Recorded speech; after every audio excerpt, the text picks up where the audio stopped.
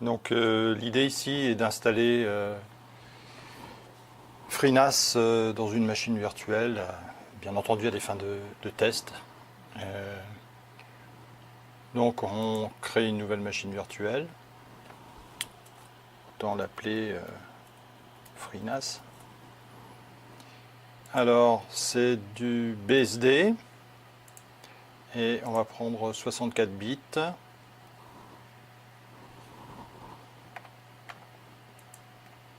Alors, choisissez la taille de mémoire vive en octets allouée à la machine virtuelle. Ici, on va essayer de... Normalement, il faudrait 8 gigas. On va donc en prendre le maxi qu'on peut, un peu moins de 2 gigas.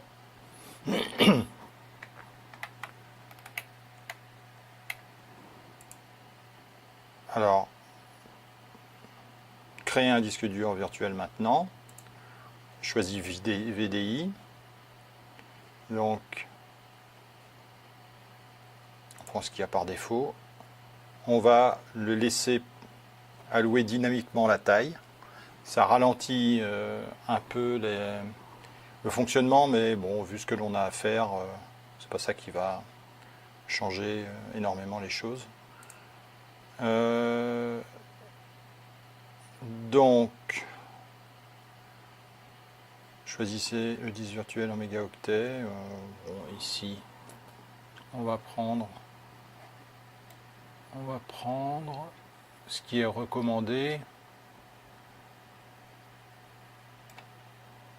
au moins 8 gigas.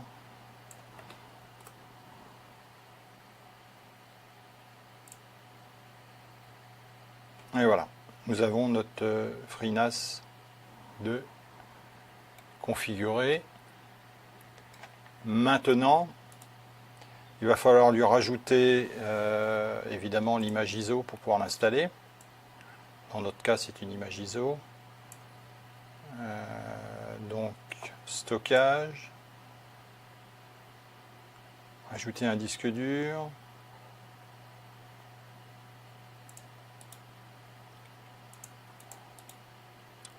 Ajouter un lecteur optique. Choisir un disque. Et on prend FreeNAS.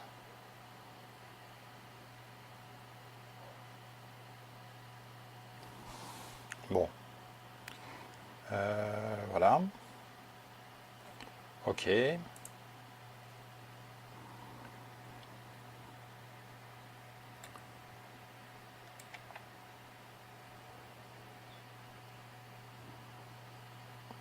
On va démarrer l'installation. FreeNAS installeur. Allons-y, installons.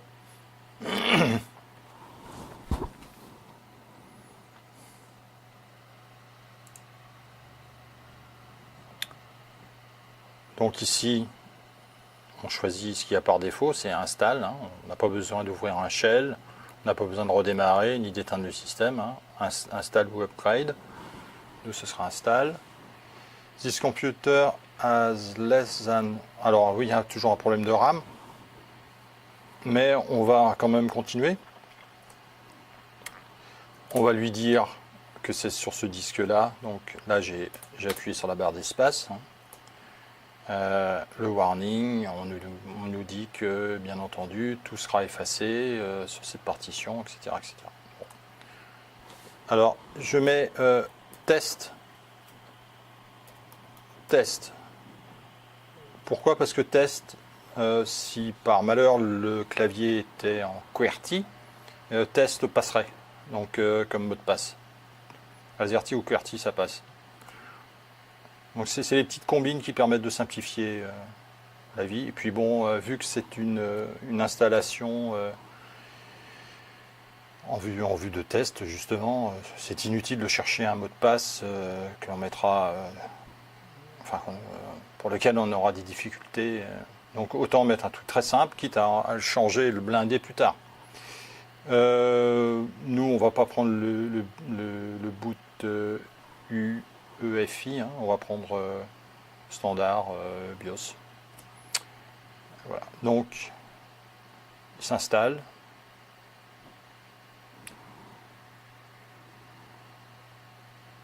A priori, tout devrait fonctionner normalement. Il n'y a pas lieu de s'inquiéter outre mesure. Alors ça va prendre un peu de temps.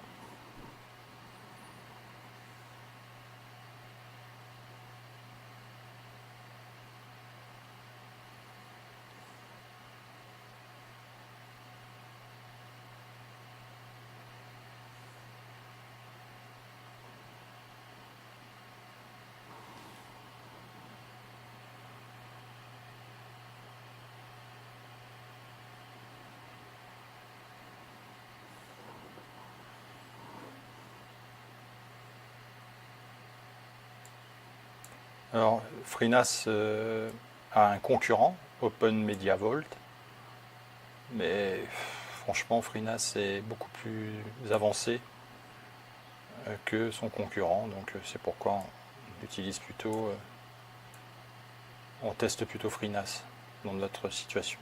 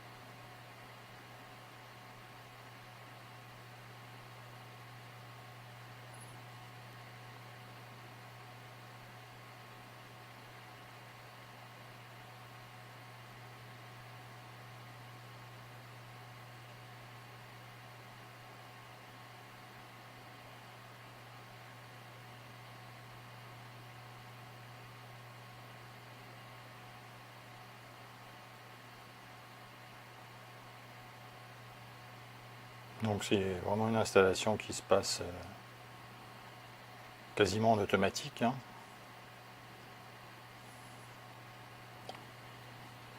C'est bon.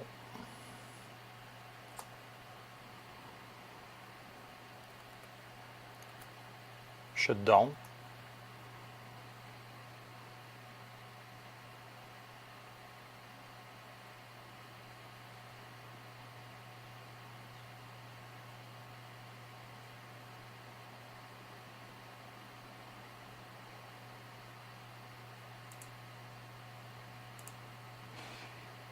Ok, donc maintenant on va rajouter des disques.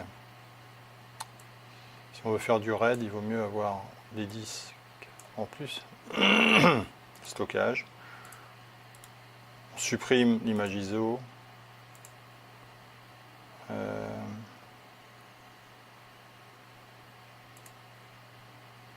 Créer un nouveau disque.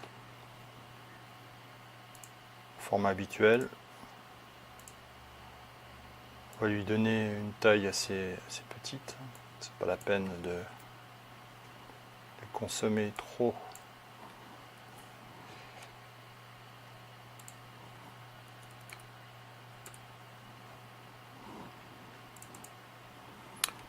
Je fais un copier-coller de l'étiquette. Toujours plus simple. Je rajoute un autre disque.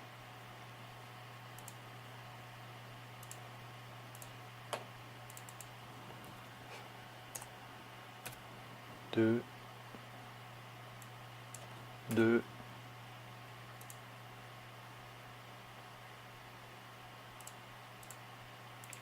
Alors là, on ne peut pas en rajouter. Donc, question, est-ce que c'est la bonne solution, étant donné qu'on en veut 4? Visiblement non.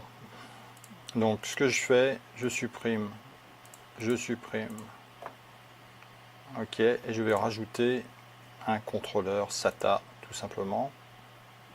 Et je vais rajouter mes disques. Je recommence la même chose. J'avais déjà détecté qu'on ne pouvait pas le faire. J'aurais peut-être dû y prendre autrement. Alors ici je mets 2 Go. Comme l'étiquette est déjà utilisée, je la rallonge. Un 0. Sinon il va me dire qu'il n'en veut pas.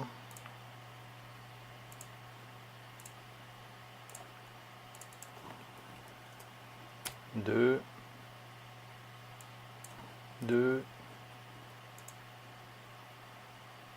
Et là, je peux continuer à rajouter mes 4 disques pour faire du RAID.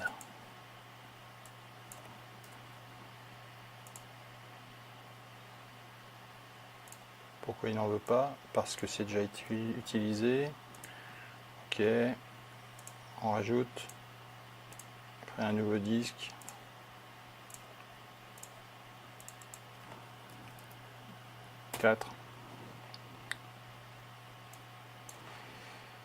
Et donc ici 2 Go. Nous y voilà. Ok. On va juste démarrer pour voir si ça fonctionne. Déjà.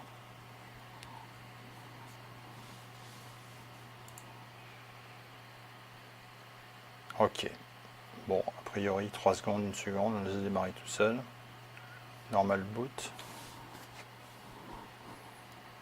On va voir qu'est-ce qu'il nous dit.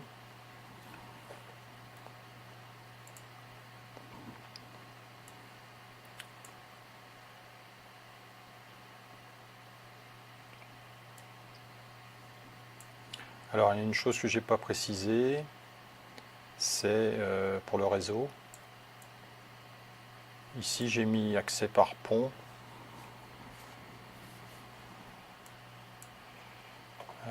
Donc tout à l'heure on regardera les paramètres réseau.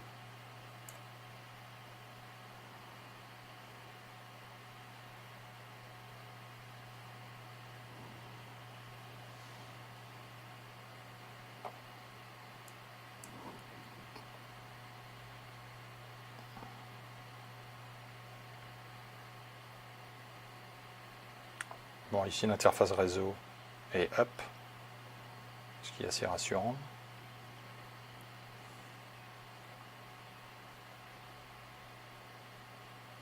Il nous dit que le module RAID 5 est chargé. Ici, il a cherché le CD-ROM qu'il n'a pas trouvé visiblement.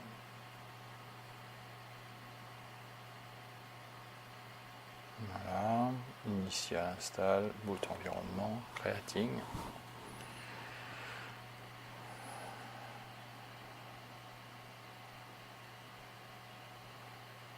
Ok.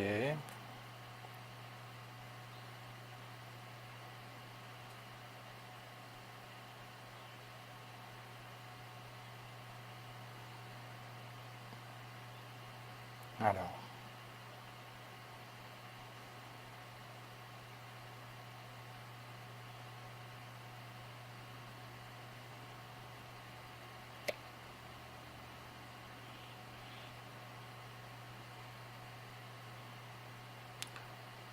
Bon, il fait sa soupe interne, son matrix.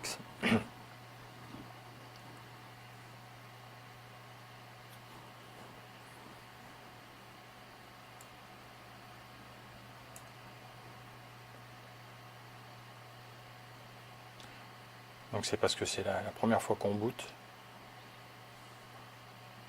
Alors.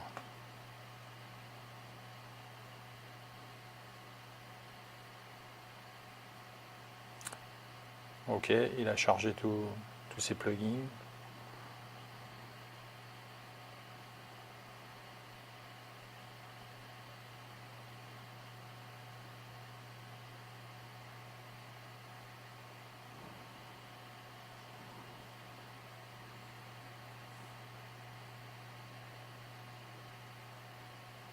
Alors, étant donné que j'ai pas configuré l'interface par pont, je me retrouve avec une adresse IP ici qui ne correspond pas à ce que je voudrais. On n'est pas dans le bon pool d'adresses. Donc, je vais éteindre ma machine.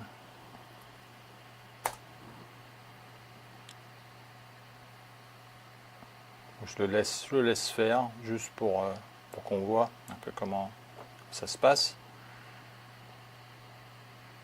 Et je vais aller dans les paramètres réseau.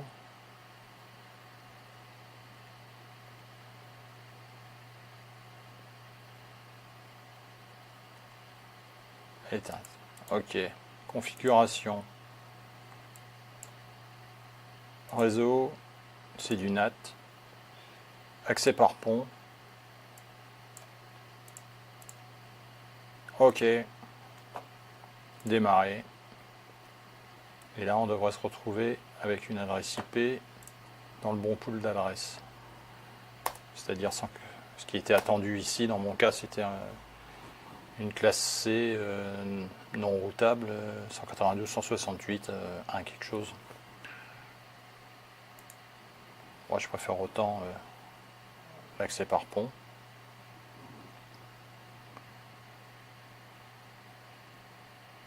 Surtout que ça nous permettra de configurer après l'interface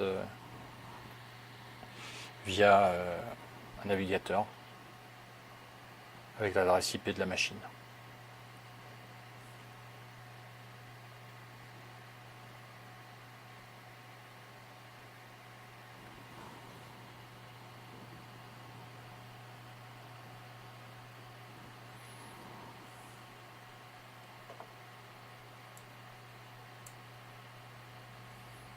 Donc bien entendu, ça va beaucoup plus vite.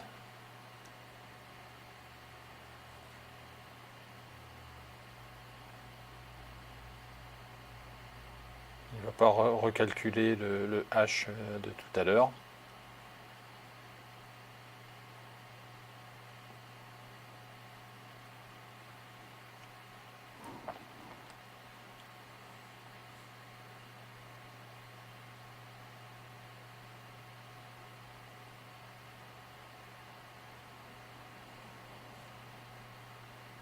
Ok.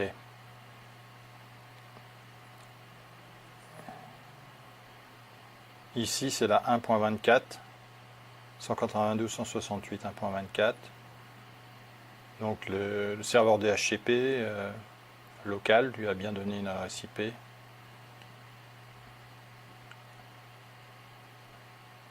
donc,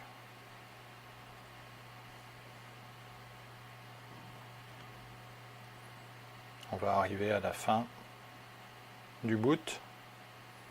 Puis après, on pourra utiliser l'interface web pour faire des configurations RAID, notamment.